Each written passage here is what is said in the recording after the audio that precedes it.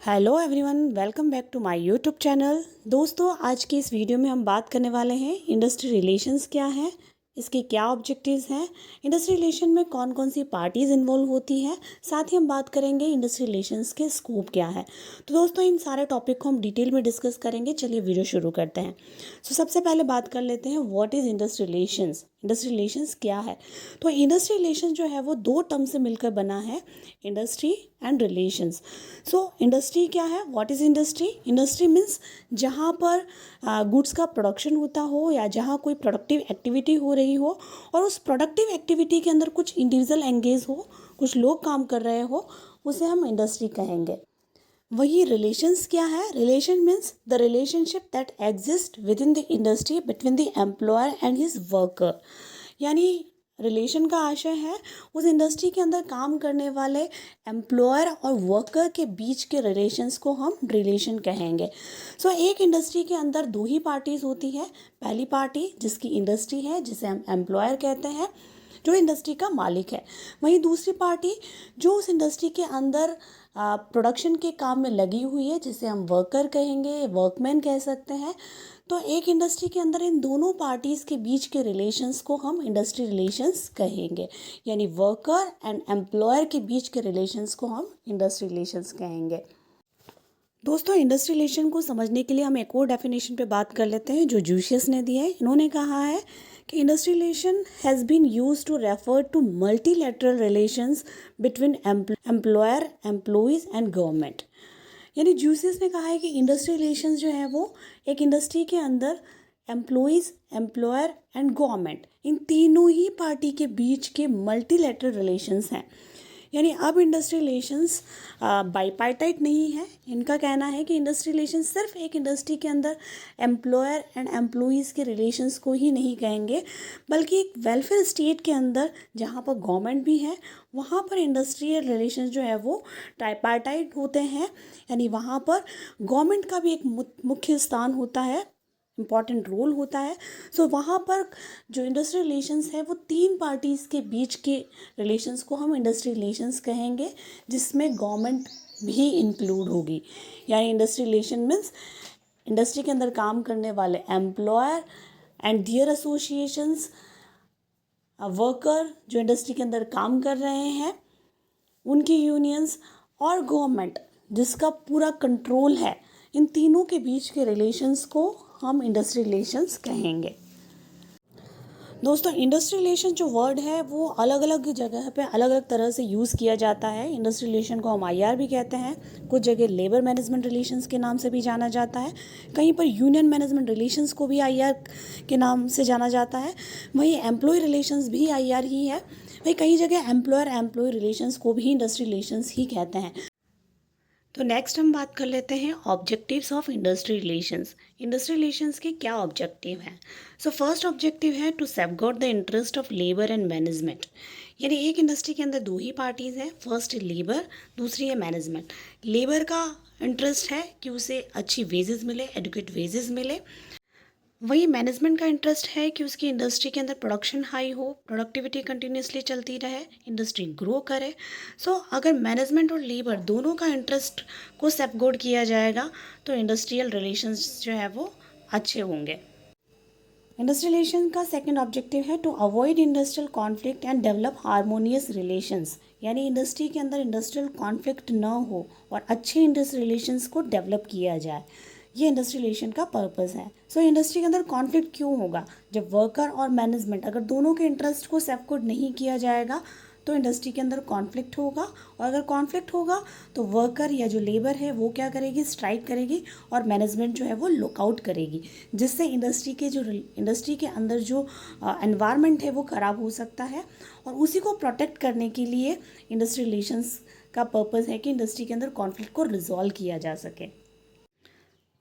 Next objective है to raise production and productivity. यानी एक इंडस्ट्री के अंदर प्रोडक्शन और प्रोडक्टिविटी को रेज करना, इंक्रीज करना, ताकि इंडस्ट्री रिलेशंस को मेंटेन किया जा सके। अगर प्रोडक्शन और प्रोडक्टिविटी अच्छी होगी तो मैनेजमेंट हैप्पी रहेगा और वर्कर को भी जो वो एक्सपेक्ट करते हैं अच्छी सैलरी मिले, अच्छी वेजेस मिले, उनकी नीड्स को भी फुलफ़िल किया जा सकेगा, जिससे वर्कर हैप्पी रहेगा, और वर्कर हैप्पी रहेगा तो वो प्रोडक्टिव भी रहेगा।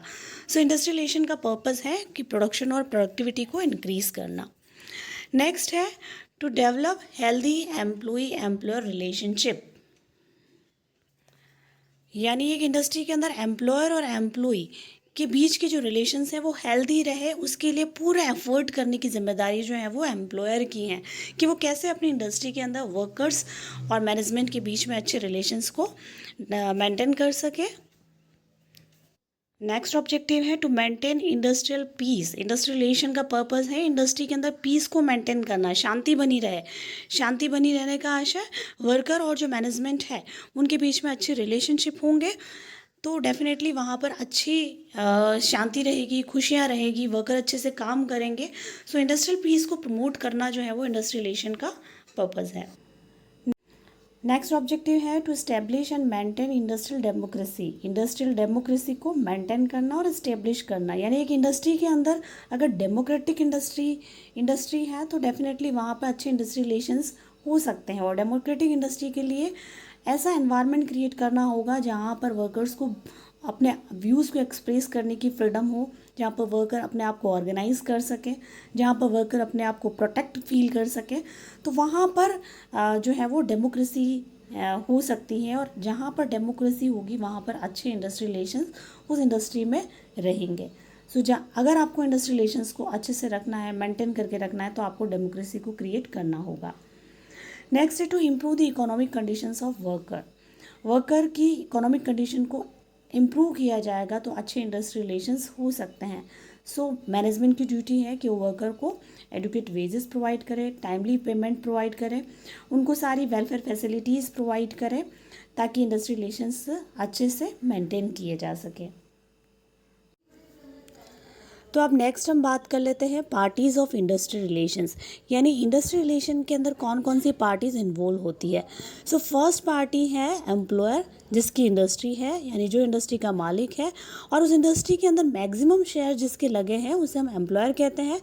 सेकंड पार्टी है एम्प्लॉयज़, जिन्हें एम्प्लॉयर हायर करता है काम करने के लिए, उन्हें हम एम्प्लॉयज़ कहते हैं।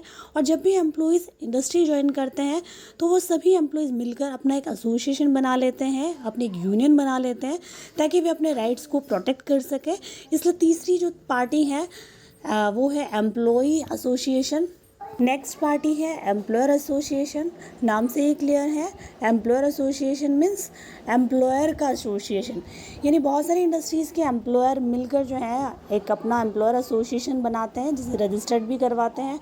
और कभी भी कोई भी निगोशिएशन होती है तो वहाँ पर एम्प्लॉयर एसोसिएशन के रिप्रेजेंटेटिव भी अपनी बात रखते हैं। जहाँ वर्कर यूनियन अपनी बात रखती है उस निगोशिएशन में, वहीं पर एम्प्लॉयर एसोसिएशन में भी एम्प्लॉयर एसोसिएशन के जो एम्प्लॉयर हैं वो अपनी बात को रखते हैं।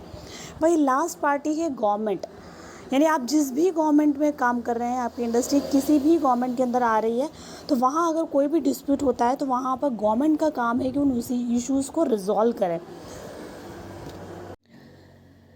And the last party is the court and tribunal, यानी जब भी कोई डिस्प्यूट इंडस्ट्री के अंदर हो और वो मैटर कॉन्सिलेशन से भी सॉल्व ना हो और मीडिएशन से भी सॉल्व ना हो, और अगर आप कलेक्टिव बार्गेनिंग करते हैं फिर भी अगर वो मैटर सॉल्व ना हो, और लास्ट आप आर्बिट्रेशन या वॉलंटरी आर्बिट्रेशन करते हैं फिर भी अगर डिस्प्यूट सॉल्व ना हो, तो लास्ट ऑप्शन यही बचता है कि आप कोर्ट और ट्रिब्यूनल में जाएँ, जिनका डिसीजन लास्ट होगा, फाइनल होगा। तो ये सभी जो है वो पार्टीज़ टू आईआर है, यानी इंडस्ट्री रिलेशन में इन सभी पार्टीज़ का इन्वॉल्वमेंट होता है। तो अब लास्ट हम बात कर लेते हैं स्कोप ऑफ इंडस्ट्री रिलेशंस, यानी इंडस्ट्री रिलेशन का स्कोप कहाँ कहाँ पर है, कौन कौन से एरियाज़ में है। फर्स्ट स्कोप है labour relation between labour union and the management, यानी सबसे पहला जो स्कोप है वो लेबर से जुड़ा हुआ है। लेबर मतलब जो आपके ऑर्गेनाइजेशन में वर्कर्स काम करते हैं और वर्कर्स की जो यूनियन है उनका मैनेजमेंट के साथ में कैसा रिलेशन है, उसे भी इंडस्ट्री रिलेशन कवर करता है। Second thing is employer employee relation, means relation between management and employees. यानी सेकंड जो स्कोप है वो एम्प्लॉयर यानी जिसने आपको जॉब पर रखा है, एंड द एम्प्लॉयज़ जो कि एम्प्लॉयर के अंडर में आता है। एम्प्लॉयज़ कई टाइप के होते हैं, जूनियर लेवल के भी होते हैं, मिडिल लेवल के भी होते हैं, टॉप लेवल के भी होते हैं। तो जो एम्प्लॉयर हैं और जो एम्प्लॉयज़ हैं उनके बीच में जो रिलेशन है वो भी इंडस्ट्री रिलेशन कवर करता है। And the third thing is the role of various parties like employers, employees and state in maintaining the industrial relations. यानी अब एक तो रिलेशन हो गया एम्प्लॉयर एंड एम्प्लॉय के बीच में, एक हो गया वर्कर और एम्प्लॉयर के बीच में। इसके अलावा जो स्टेट होती है वो गवर्नमेंट होती है, उसके साथ भी इंडस्ट्री को कॉर्डियल रिलेशन बनाने होते हैं, बिकॉज गवर्नमेंट के ऐसे बहुत से लेबर लेजिस्लेशन है जो इंडस्ट्री पर एप्लीकेबल होते हैं और उसे भी फॉलो करना होता है। Next is the mechanism of handling conflicts between employers and employees in case of conflict arises। यानी इंडस्ट्री रिलेशन का जो पूरा ही ऑब्जेक्टिव है वो एक इंडस्ट्री में एम्प्लॉयर और एम्प्लॉयज़ के बीच में कॉर्डियल रिलेशंस रखना है, और अगर कॉन्फ्लिक्ट होता है तो उसे मैनेज करना भी इंडस्ट्री रिलेशन के स्कोप में आता है। तो दोस्तों आज की इस वीडियो में हमने डिस्कस किया है इंडस्ट्री रिलेशन क्या है, इसके क्या ऑब्जेक्टिव हैं, कौन कौन सी पार्टीज इंडस्ट्री रिलेशन में इन्वॉल्व होती हैं और इंडस्ट्री रिलेशन का स्कोप कहाँ कहाँ पर है।